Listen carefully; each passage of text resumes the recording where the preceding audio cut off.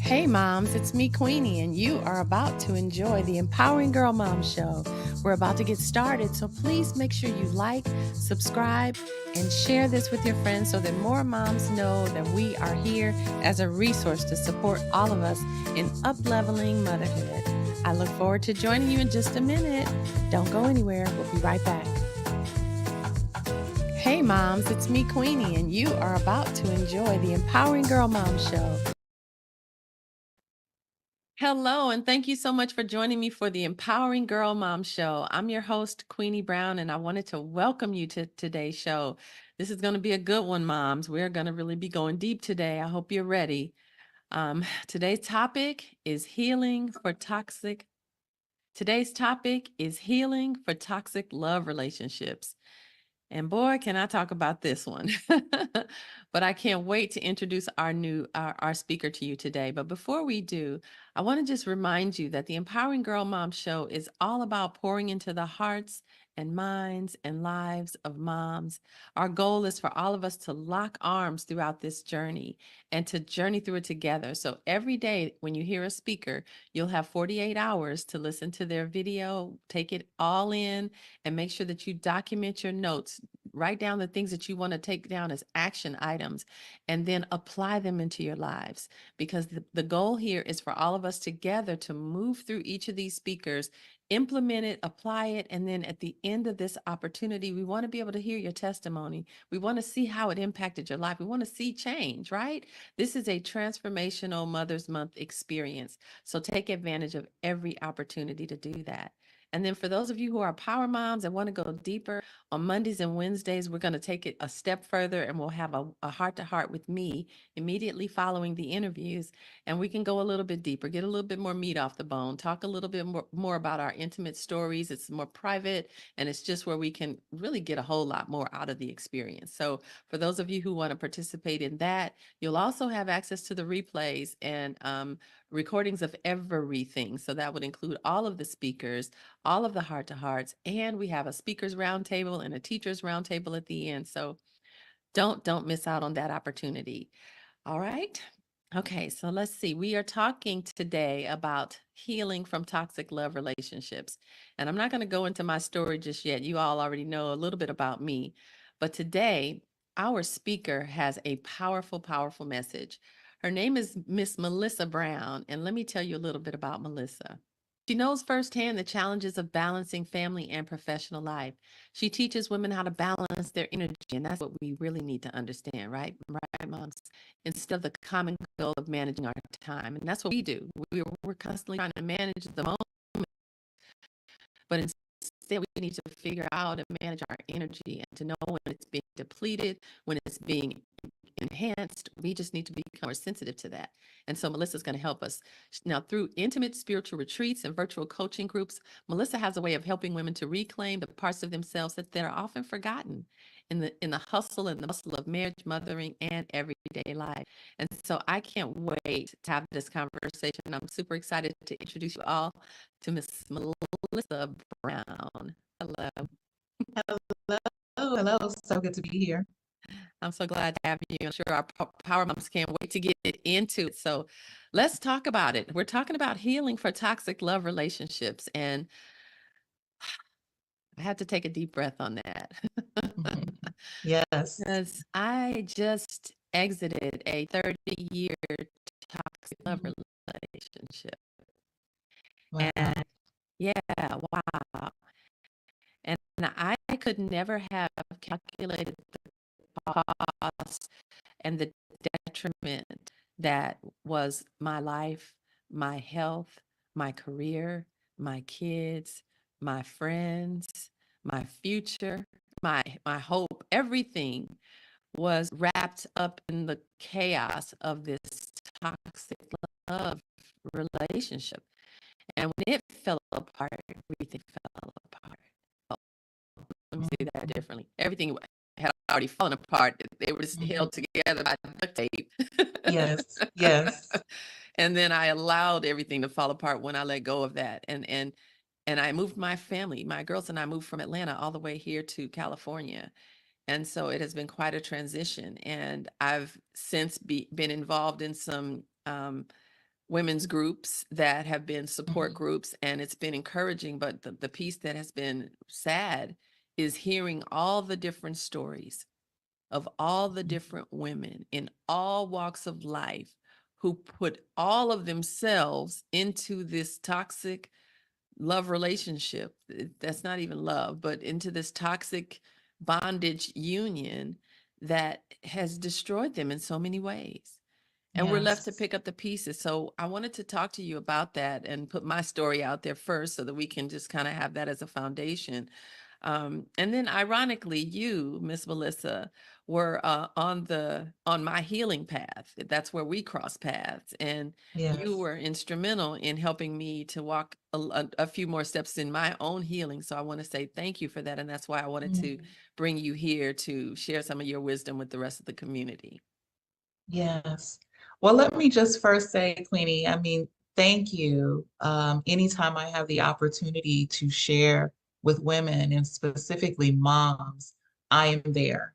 And I just want to applaud you for what you are doing and the intention of uplifting us and giving us the tools that we need to be healthy and whole.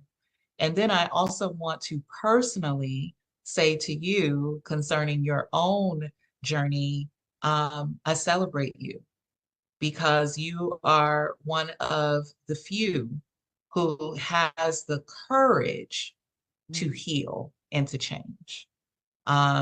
Ironically, as you were talking about, holding things together with duct tape and allowing it to fall apart, I just said that. I didn't use the duct tape metaphor, but I literally was just talking about, particularly for high achieving women, our need to be the glue who holds things together at all cost. And very often it is costing more than you know. mm-hmm. And part of the divine assignment is to allow things to fall apart so that it can be properly rebuilt. Amen to that. So, and so I'm just very happy for you that you had the courage to move through that process. Amen. Thank you for that. I Mhm. appreciate that. Whew. It was a journey, girl. Yes. It's still a journey, girl. Yep. Yep. But we get to be strong enough to do it because we have what we need on the inside of us. Yeah. And what I know is very often, I think the motivation, even though a lot of toxic relationships pay, it takes a toll on us as women.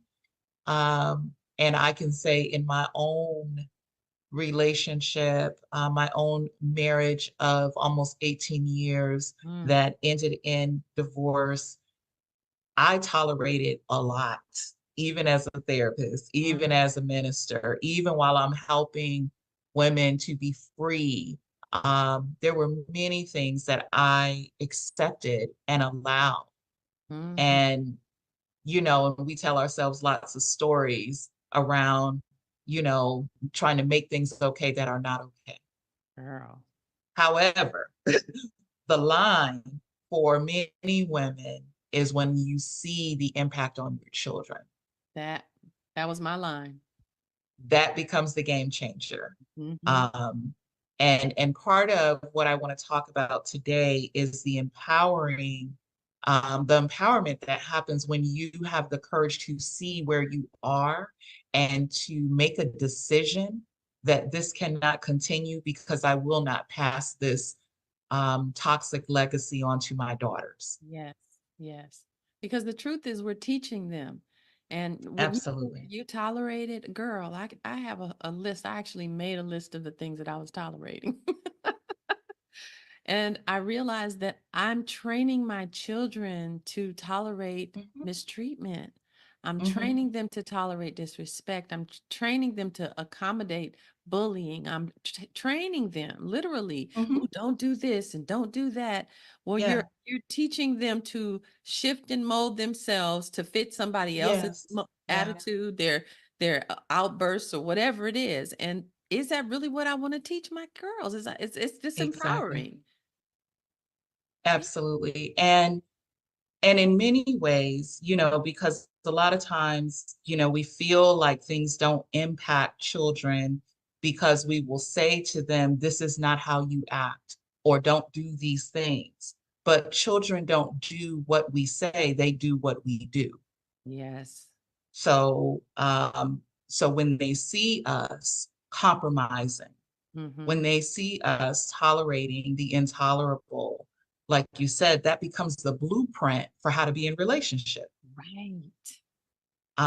It becomes almost their guidance, Mm-hmm. their guide to life, Mm-hmm. for them to know, oh, this is what I can expect in a Mm, relationship because this mm, is what my mother experiences. mm. Or it's their norm. Now, yes, it becomes normalized. Ooh.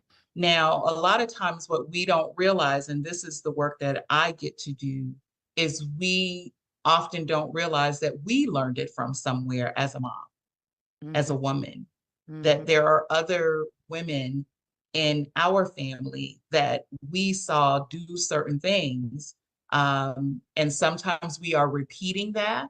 And then there are other times that we may not have received a lot of what we needed. And so we may be on the opposite end Mm, of, okay, well, since I'm coming from women who tolerated nothing and women who may not have been nurturing at all. Now I'm on the opposite end of the spectrum and I tolerate everything and mm, I'm too nice and I'm too kind because, and all of it is reactive to um, your childhood experience. So whether you are mimicking and repeating or whether you are reacting to mm. what you didn't want.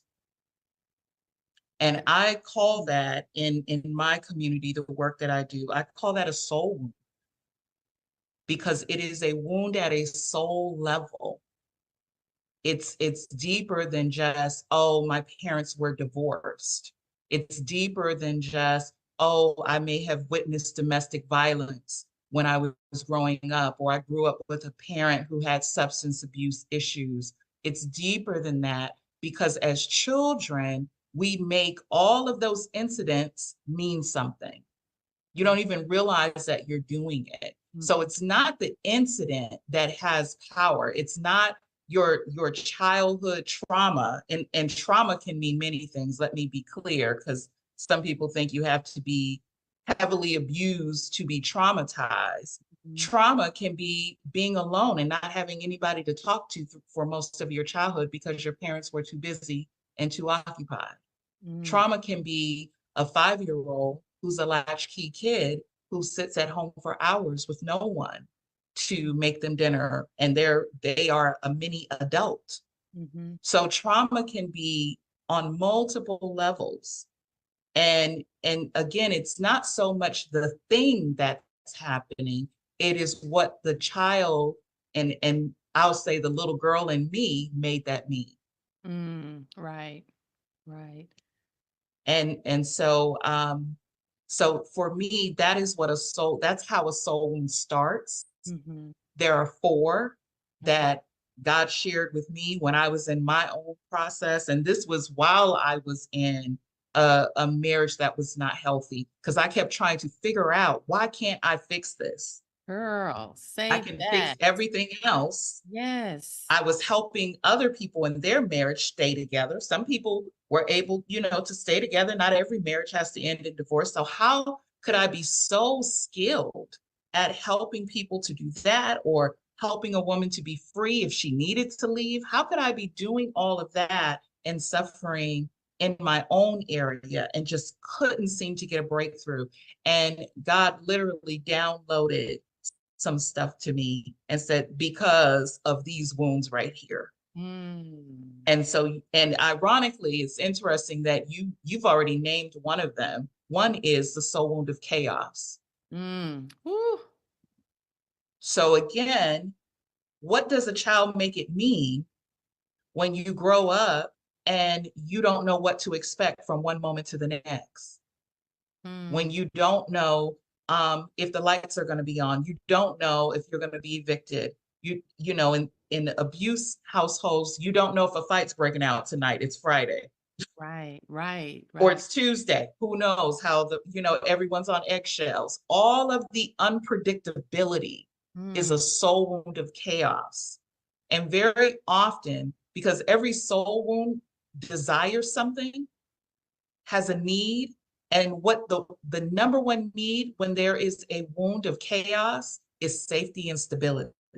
mm, So very often, this is just to give some grace to those who have been in relationships for a long time, that you probably, when you really think about it, maybe I shouldn't have been in that long. mm, Maybe I shouldn't have stayed on a job that long that really did not serve me. mm. But when your need is safety and stability, those are often my women who stay too long. They Wow. cannot imagine putting themselves at risk, very often financially, Mhm. and That going back to chaos that was me. because everything has to be predictable. Mm. Wow, that's so interesting. And it's interesting for a couple of reasons because I didn't grow up in chaos like what was in my Mhm. marriage, but that was his background. Mhm. Major chaos. All that was Yeah. all So it he was. was recreating it. He was He, recreating chaos. right, but because I was in it so long, I became indoctrinated into it. Yes. And that's the part that we have to Yes. realize when you Yes. marry someone, you as your whole person, whether you're You're broken or right. not, and them as their whole person, whether they're broken or not, you become together and all of their brokenness becomes your brokenness. Yes. And they're It broken becomes and exactly. you And absorb so the woundedness. exactly. And I'm a witness of that because my husband, I would probably say that is his soul wound, was Mhm. chaos. A lot of instability in his childhood. Mhm. And he was like a bull in a china shop. Mhm. He could not settle. He couldn't, even when things were safe and secure, in his soul, he was unsettled. And that permeated throughout the house. Mm. So when my daughter, my oldest, started having panic attacks, that's when I said, oh, that's enough. Mm. Because the spirit of chaos was starting to make people have anxiety. I was having anxiety. Mhm. I had panic And attacks and too. I wasn't, in domestic violence, so to speak, in the traditional Mm. walk on eggshells, because you don't know if you're going to get slapped or hit. It Mhm. wasn't that. It was just the energy. Mhm. Mhm. Um, However, my core soul wound is the soul wound of emotional neglect. Mm. Ooh. So the soul wound of emotional neglect is all of your basic needs are met. So it's very different from maybe the financial piece that comes with the chaos, Mhm. but all your needs are met. But who's checking for you emotionally? Mm. Who's saying, how was your day? Who's nurturing you? Who's asking you, are you okay? So I was the person who was constantly asking other people, even from a child, are you okay? No one was asking me. And what that created, because remember I said every soul wound has a need. The number one need in emotional neglect is to be loved. Mm. Ooh, girl. And so I wanted to be loved so much, I created a whole career. Right? Look, me I got a too. bachelor's degree, I got a master's degree. Every single degree I have is all around care. Mm. Girl. Me too. And exactly. And I've always been caring for others and making sure they're okay because we often do for others what we really need to do for ourselves. Yeah. Yeah. Wow, this is hitting home for me. I think this is one of mine. I can remember Mhm, wishing that I had more understanding from my father. I wished that mhm. he saw me and could Yeah. could appreciate who I am, Hmm. but I was too deep for him, and he'd be like, "Oh God," you know. Yeah. And so Just I'm wanting like to be constantly, understood. just Yeah. constantly trying to do what else can I do? Although from the outside, everyone looking in is Mhm. like, your dad adores you. Mhm. He has you on such a high pedestal. But I wasn't feeling it. I Right. needed that emotional connection. And so like, Yeah, the love. yeah, so now here it is. I created a whole community and a whole Mhm. show to love on folks. But the difference is, it is now from when you do it from a healed place, you're Mhm. not looking for the other to fill you up. Right, So right. I spent half of my marriage before, like I said, God had to work on me, Mhm. realizing number one, I couldn't fix him. That wasn't the assignment.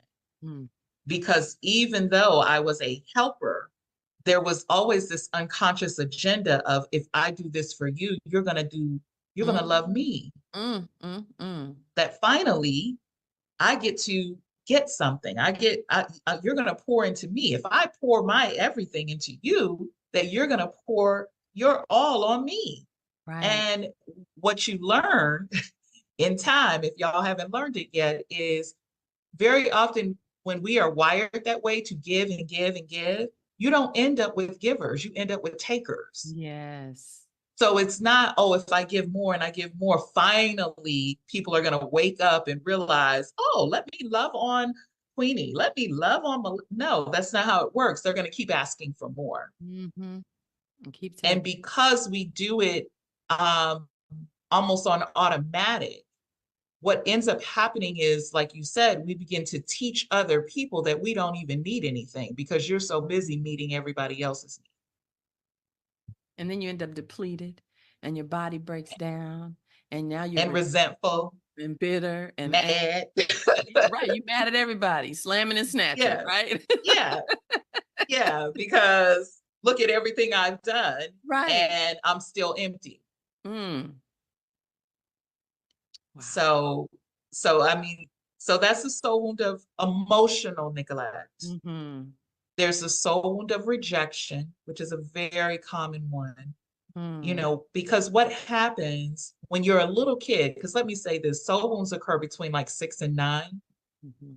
And so what happens when a 9-year old is getting picked apart because she talks too much, air quotes, Mhm. because why are you dressed like that? Why do you look like that? Why, girl, do something with your hair. Stop dancing around. You need to sit down. You do too much. Mhm. And so there are some families particularly if you grew up with very critical parents, where there is an aspect of you that is just you, but it's unacceptable to those you love. And Mm. it creates a soul wound of rejection. And what the soul wound of rejection craves is affirmation and Mm. validation. Please tell me I'm enough. Mm. I don't have to tell you how that creates people pleasing. I don't have to tell you how that creates you saying yes to stuff you know you ought to say no to, but you don't, you just want to be accepted. You just want Mm. people to applaud you. It has you volunteering for things that you know you don't have time to do. Or interest or skills. You could be Right. baking for the whole Girl Scouts Yeah. and knowing you don't need to be in the kitchen. Right. You Just know? so people can say you're a great mom. Right, right, right. Ooh, girl, that one hit Yeah. home for me.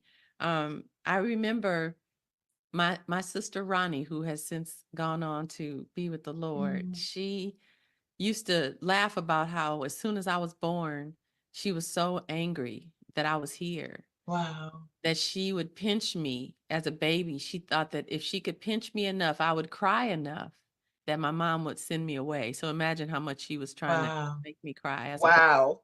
Right, that part. Yeah, yeah, And yeah. as an adult, "Ooh, girl, I was always just pinching you every chance I g," and I'm thinking, "Lord have mercy, no wonder I'm over here like, don't you like." Yeah. Yeah. Don't you like me? Don't Right, you I'm you know? trying. I'm over here trying. Don't you like me? Don't you love me? And Oh, girl. yeah, it definitely creates a wound that will have you rejecting yourself before you ever go even in the Mm, room. girl. Ooh, Will that'll. have you standing in the back when God is saying, move up to the front. Mm-hmm. Mm. Yeah. The last one that I'll share, and like I said, I know I can talk all day I could, I could listen. about these wounds, is the wound of abandonment. Mm, And I think this one is really significant in the context of being a mom, mm, because what the wound of abandonment is when there is a, most of the time, a parent, or I'll just say whoever was caring for you, the caretaker has left with no intention of returning. mm, And sometimes that is deliberate, and sometimes that happens by way of death. mm, But the wound is still the same. The wound is no one is here for me. mm, And what the soul wound of abandonment craves more than anything is for somebody to show up. Can mm, you just show up for me? But hear this, Queenie. The way it plays out most often is in women over showing up for others. mm, So you had everything. You celebrating everybody. You're doing all of the things, particularly as a mom. If this is your core wound, a lot of times we won't miss anything. We will run ourselves into the ground because we don't want it ever to be said, you missed an assembly, you missed an award ceremony, you missed a game. Nope, that will not be your child's story. I was there. But mhm, the question becomes, are you showing up for you? mm, mm. And Wow. so often we will pick up the baton of abandonment in Mm, our adulthood. And I love this. It shows up like this very often with high achievers where you don't even celebrate yourself. The reality is you don't even see yourself. So, so when somebody says, oh my gosh, Quinny, you did that. That's awesome. You're like, yeah. And it's like you hear it and don't hear it. ooh, girl. Not Mm, even there to hear your own applause. mm. But you front row for your babies. So okay, so you read my mail the whole time we've been here. Now I got all these dang wounds. I didn't look. I started this conversation. I was fine. Now, now we got to go back on the couch. Yeah, Oh it Lord, make you think. right? Well, and So, it's a so work in progress. It's healing is not a one-time event. fully understood. So the what's interesting though is I look at all of these and I think about what you just said. First of all, is so deep because even can I have a vulnerable moment with all of you guys, including y'all? Um, Mhm, it's hard for me to toot my own horn. It's mhm, hard for me to even promote this event, even though this is going to be beautiful and it's going to make an impact to all these women. But there's something in me that won't show up for me like I need to anymore. And I used to mhm, not be that way. mhm, So, what do we do, girl? What do we mhm. mercy God. Well, first of all, I mean, you have an awareness. You have to wake up to yourself. Mm, Um, this year, I host retreats all the time, but the word that God gave me for 2024 is homecoming, mm, because this is the year that women must come home to themselves. mm, And it makes me, and y'all, I'm a minister, so scriptures just float in my mind, but mhm, it makes me think about the story about the prodigal when he came to himself, mm. where you look around, and in his case, he's sitting in a pig pen. What is a Jewish boy sitting in a pig pen for? Right? When you have a heavenly father, when you are a woman with a God. Mm. And you begin to look at, what am I doing here? And Mm, as the scriptures say, he came to himself and said, let me get up out of here and go home. mm, I got to go home. And mm, so in 2024, home may not be some palace or a physical place, but it is coming back to the center of who I am in God, mhm, that I mean something to God. mhm.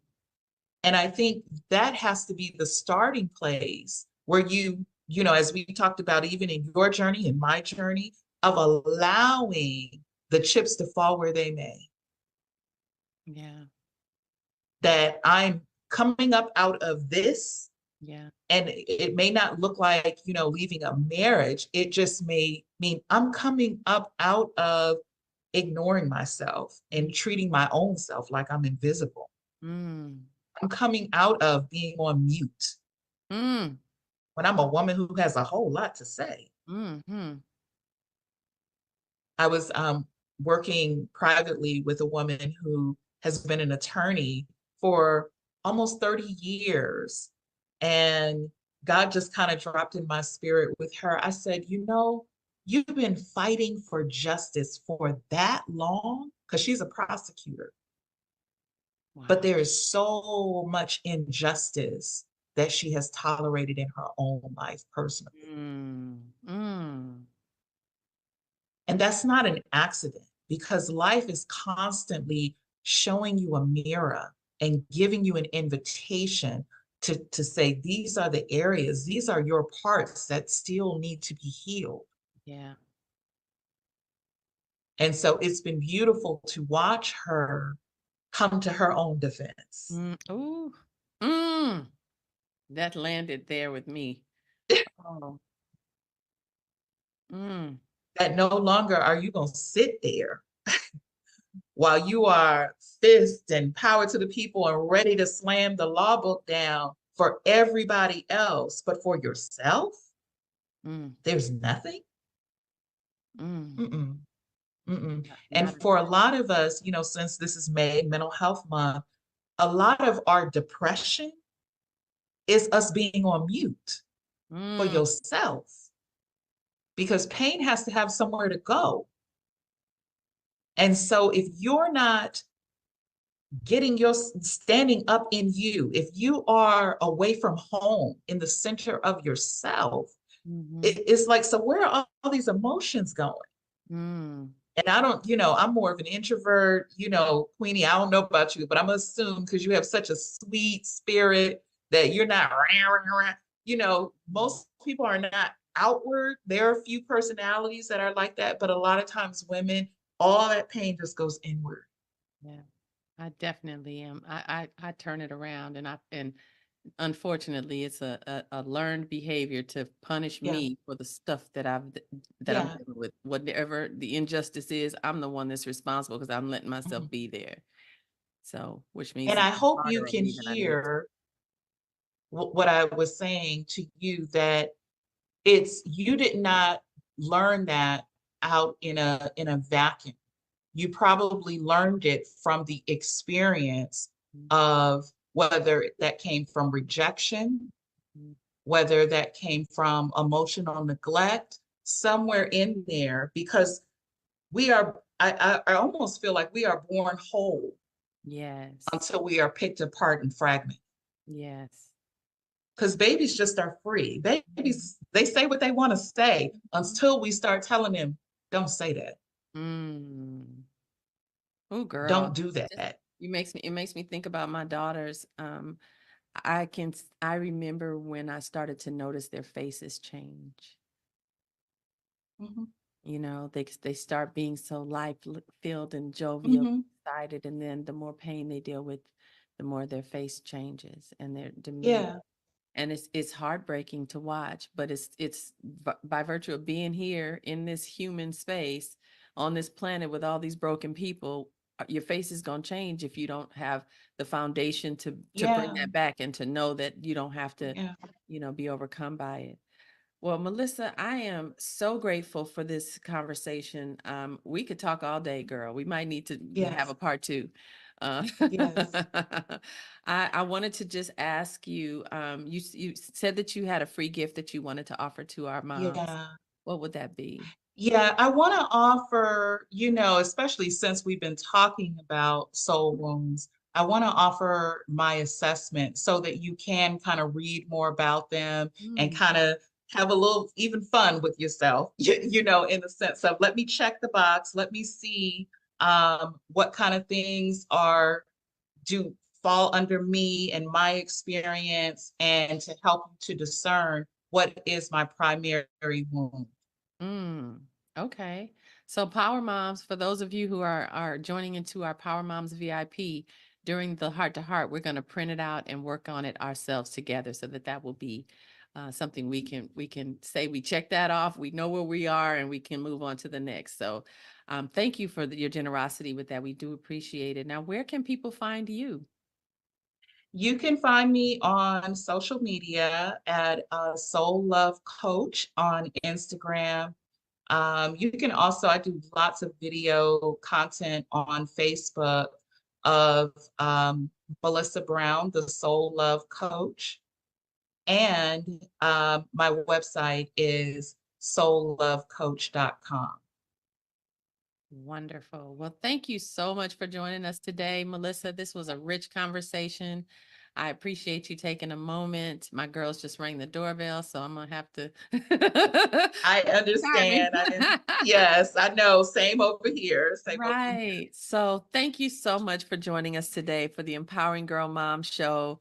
We are excited about this journey, and I know that today's lesson and message was chock full. So be sure to join us tomorrow if you need to, or not if you need to, you probably need to listen to this over and over again. You will have 48 hours to rewatch this episode, and then it will be replaced with a new speaker. So make sure you do take advantage of that. And if you'd like to own the episode and have unlimited options and access to all of the recordings, become a power mom. Come on in with us and join us on this journey and go deeper. All right. So thank you again, Melissa. We appreciate you, Thank love. you. This was an honor and a joy, and we will be in touch. Oh, on on May 29th, May 30th, we're going to be having a speakers roundtable, and I would love to invite you to come back if you're able and available during at 1 o'clock p.m. Pacific time on May 30th. It'll be an opportunity for our community to ask you questions and for you to be able to interact with them live. So that would be a great opportunity if you're available. So I just wanted to extend that invitation. Okay. All right. Yeah, let me double check. I may be, but I'm not sure. Let me double check some things. All right. Well, thank you so much again. We appreciate your time, your wisdom. And for those of you who have joined us, make sure you like, subscribe, share, and invite your friends to go to empoweringgirlmoms.com and join the journey. All right. Take good care. We'll Okay. talk to you soon.